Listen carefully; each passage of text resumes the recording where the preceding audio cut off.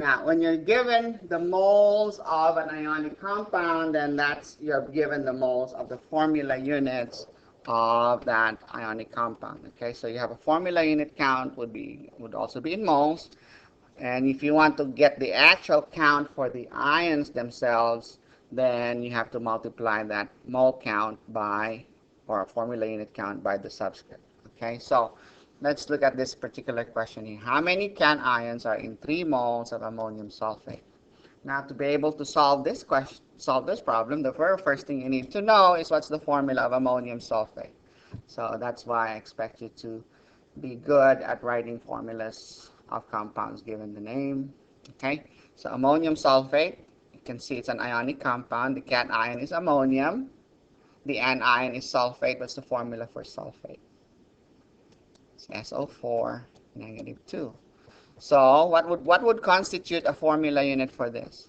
How many ammoniums would I need? How many plus ones and how many negative twos must I have to get the simplest set of ions with a total charge of 0? How many plus ones and how many minus twos?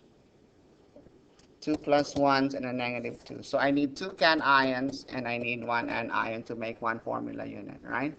So my compound's formula is NH4 2SO4. So if I'm interested in the cations, okay, cations would be ammonium, right? These are your cations. Sulfate are your anions. The subscript for the cation is not 4, it's 2. Okay, NH4 is part of the formula of the cation itself. You can see the cations. There's 2 cations in one formula unit of this compound. So again, you just apply the idea of what a mole is. It's basically a count. So you can say moles of cation,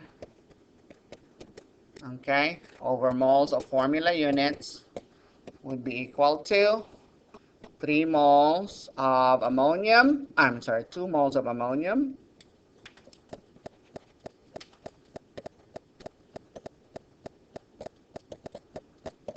for 1 mole of formula units, which should be ammonium sulfate. Okay, so I'm just going to call that FU, formula unit. Okay, so you can say number of moles of cation, multiply both sides by moles of formula units, times moles of formula units, to solve for moles of cation, equals number of moles of formula units times 2 moles of cation, which is ammonium, for 1 mole of formula unit. Okay, so in this case, oops, you would say, how many moles of formula units did we have?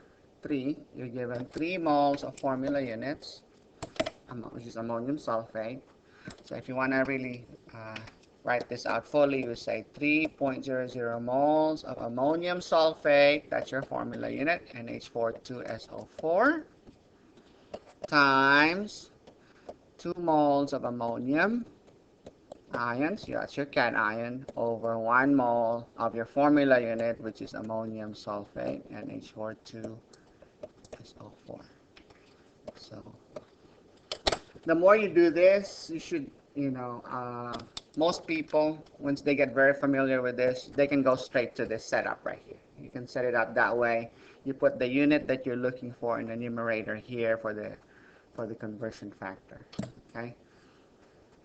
But I like to go from the beginning to the setup of the proportionality, because that's what really it's based on. Okay. Just a good way to remind you of why this setup here works. Okay. Most of the time, teachers will just tell you to just set it up this way without explaining why it works. The reason it works is because these things are directly proportional, and you're just basically skipping several steps to get to this final setup. So the answer here would be 3 times 2, that would be 6.00 moles of ammonium ions. That's the moles of cations.